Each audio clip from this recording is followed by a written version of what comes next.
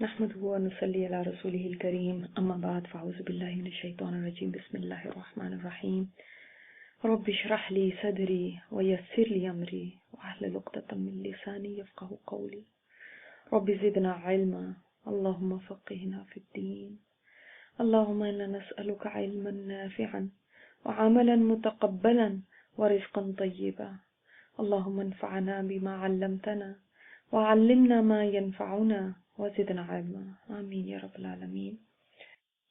سورۃ الکافرون، یہ سورت بھی مکی سورت ہے۔ الکافرون، کافر کی جمع۔ یہ سورت بڑی فضیلت والی ہے، اس لیے کہ اس میں شرک سے برات یعنی بری ذمہ ہونا اور خالی سے ایک اللہ کی عبادت کرنا، یہ اس کا ٹاپک ہے۔ آپ صلی اللہ علیہ وسلم طواف کی جو 2 رکعتیں ہوتی ہیں نا، آپ کو پتہ ہے طواف کر کے پھر ہم 2 رکعت پڑھتے ہیں، ان میں سورہ کافرون اور سورہ اخلاص پڑھتے ہیں۔ پھر فجر کی جو سنتیں ہیں ان کے اندر بھی آپ صلی اللہ علیہ وسلم سورہ کافرون اور سورہ اخلاص پڑھتے اور مغرب کی سنتوں میں بھی پڑھتے تھے، اور اسی طرح وتروں میں بھی آپ صلی اللہ علیہ وسلم نے پڑھی ہے۔ حضرت فروا بن نوفل بیان کرتے ہیں کہ میں نے نبی علیہ الصلوۃ والسلام سے کہا کہ مجھے کوئی دعا سکھائیں جس کو میں رات کو پڑھ کے سوں۔ آپ نے فرمایا سورۃ الکافرون پڑھا کرو، بے شک یہ شرک سے برات ہے۔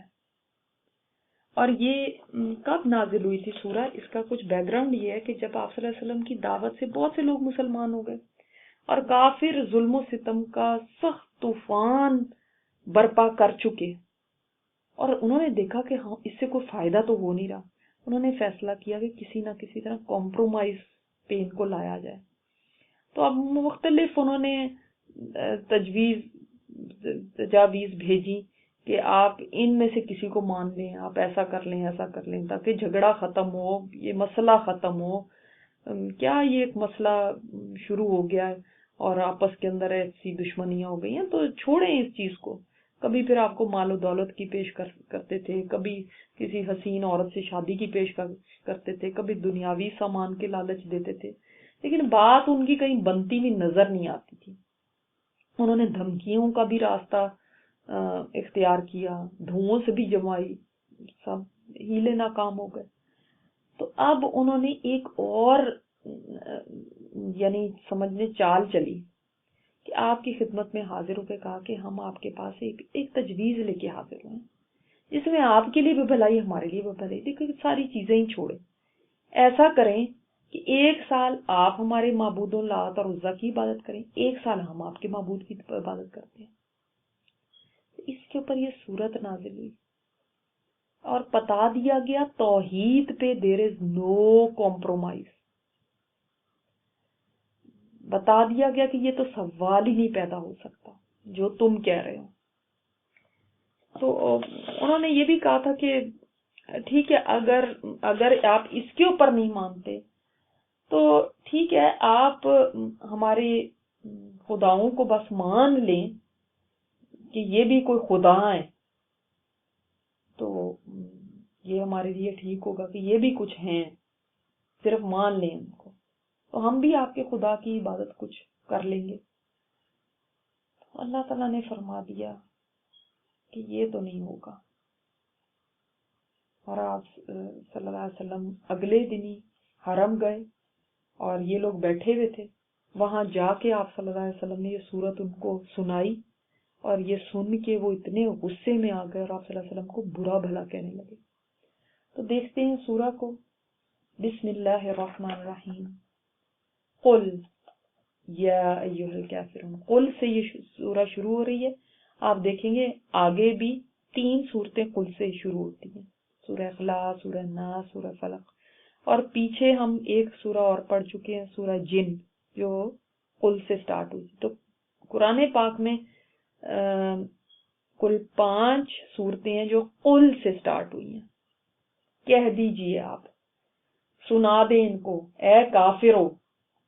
اے کافرو کب کہا گیا؟ ویسے نہیں ہے کہ ہم بھی کسی کو چل پڑیں گے کہنے کے لیے اے کافرو لا اعبد ما تعبدون، نہیں، یہ اس وقت ہے جس وقت حجت تمام ہو چکی ہے۔ اب لا اعبد ما تعبدون، نہیں میں عبادت کرتا جس کی تم عبادت کرتے ہو، یعنی بری و ذمہ کر لیا اپنے آپ کو کہ میں نہ کرتا ہوں نہ کروں گا، ٹھیک ہے؟ ان کی عبادت جن کی تم عبادت کرتے ہو، اور وہ کن کی عبادت کرتے تھے؟ ایسے نہیں تھا کہ وہ اللہ کو نہیں مانتے تھے، اللہ کو مانتے تھے، لیکن ساتھ پھر کیا کرتے تھے؟ بتوں کو کہتے تھے کہ یہ اللہ تعالیٰ کا قرب ہمیں دلائیں گے۔ اچھا، کافرون کس کی جمع ہے؟ کافر کی ہے۔ کافر کس سے؟ کفارہ سے۔ کفارہ کہتے ہیں کنسیل کرنا، آپ بھی کنسیل کرتے ہیں نا، اپنے کنسیلر لگاتی ہیں آپ چہرے پہ، تو کیا کر رہی ہوتی ہیں؟ چھپانا، چھپا دینا، کور کر دیتی ہیں نا، تو یہ کفارہ ہے۔ ویسے شرعی اصطلاح میں کیا مطلب ہے؟ شریعت میں اس کا میننگ کیا ہے؟ کہ اللہ تعالیٰ کا انکار کر دینا۔ اب یہ بھی ایک کفر ہے، اور یہ تو ایک بیسک سا میننگ ہے، ادروائز ویسے یہ بھی کفر ہو جاتا ہے کہ اللہ کو تو مانتے ہیں لیکن اللہ کے کسی حکم کا انکار کر دینا، مثلا نماز کا انکار کر دینا، مثلا حج کا یا زکوٰۃ کا انکار کر دینا، تو وہ بھی کفر میں کافر ہو جاتا ہے، کفر میں شامل ہو جاتا ہے۔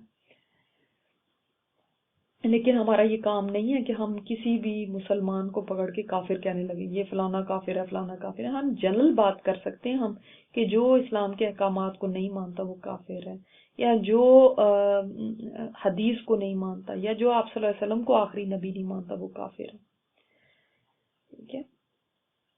تو فرمایا، کلیئر کر دیا گیا کہ اسلام اور کفر میں کوئی میل ہے ہی نہیں، کوئی میچ نہیں ہے۔ لا اعبدو، لا کہا گیا۔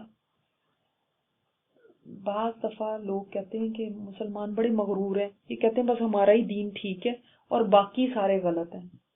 تو بات یہ ہے کہ یہ صرف ہم نہیں کہتے کہ یہ اللہ تعالیٰ نے بتا دیا ہمیں کہ مسلمان جو ہے وہ سوائے اللہ کی عبادت کے اور کسی کی عبادت کو جائز نہیں سمجھتا۔ ہم بھی کبھی سوچ میں پڑ جاتے ہیں، ہاں ویسے یہ واقعی بڑی غلط بات ہے نا، ہمیں ایسے نہیں کہنا چاہیے۔ نہیں، یہی حق بات ہے۔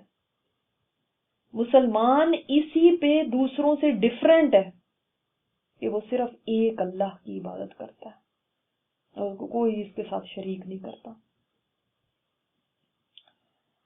تو فرمایا لا اعبد ما تعبدون ولا انتم عابدون ما اعبد، اور نہ ہی تم عبادت کرتے اس کی جس کی میں عبادت کرتا ہوں، کیونکہ انہوں نے تو آفر دی تھی نا کہ آپ مال لے لیں، آپ یہ لے لیں، بس آپ ہمارے خداؤں کی کو مان لیں کہ یہ بھی کوئی ہیں۔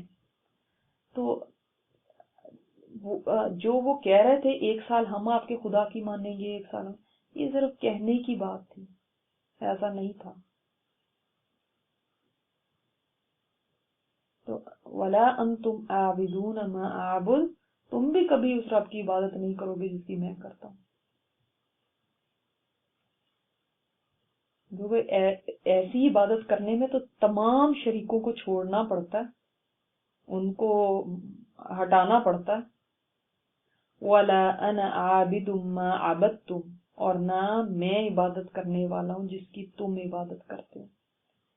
میں عابد نہیں ہوں، میں عبادت کرنے والا۔ عابد کون ہوتا ہے؟ عبادت کرنے والا، یعنی میں آج نہ کل میں نہیں کبھی عبادت کروں گا۔ اسم فاعل آ گیا نا، جو مستقل چیز ہوتی ہے، یعنی میں کبھی بھی نہیں کروں گا، نہ کبھی کی تھی۔ اور آپ صلی اللہ علیہ وسلم نے اسلام کے آنے سے پہلے بھی کبھی بت پرستی نہیں کی تھی۔ وَلَا أَنْتُمْ عَابِدُونَ مَا أَعْبُدُ، اور نہ تم عبادت کرنے والے جس کی میں عبادت کرتا ہوں۔ اب انسان سوچتا ہے کہ شاید یہ 2 دفعہ آ گیا، شاید کوئی تکرار ہو رہی ہے۔ بعض کہتے ہیں تکرار بھی ہے اس چیز کو ایمفسائز کرنے کے لیے، لیکن آپ دیکھیں اگر پہلی 2 آیات میں ماں جو آیا، ما عابدو یا ما تعبدون، یہ ماں موصولہ اس کو کہتے ہیں، جس کے معنی یہ بنتے ہیں کہ جن معبودوں کی تم عبادت کرتے ہو میں ان کی عبادت نہیں کرتا، یعنی جس کی میں عبادت کرتا ہوں اس کی تم نہیں عبادت کرتے۔ دوسری میں ماں مصدریہ ہے، اس کے معنی یہ ہوتے کہ میں تمہارے طریقے پہ عبادت نہیں کر سکتا، اور تم جب تک نہ ایمان لاؤ تم بھی میرے طریقے پر عبادت نہیں کر سکتے، یعنی ہمارے طریقے بالکل ڈیفرنٹ ہیں.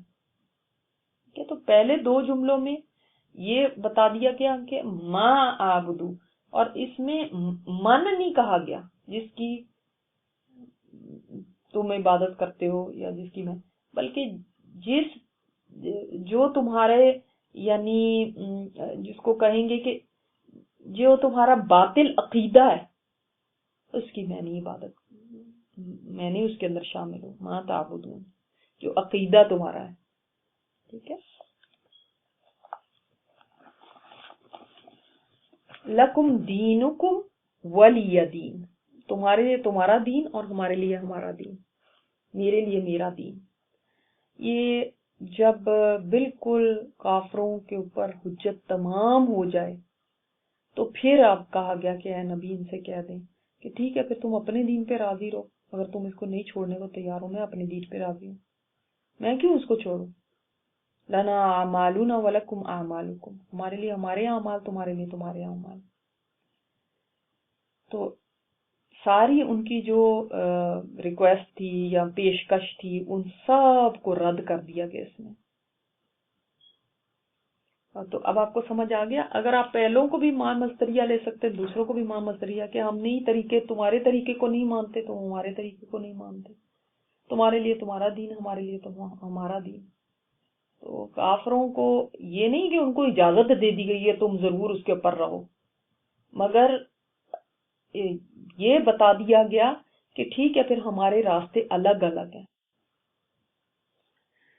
سبحانک اللہم و بحمدک، نشہد ان لا الہ الا انت، نستغفرک و نتوب الیک.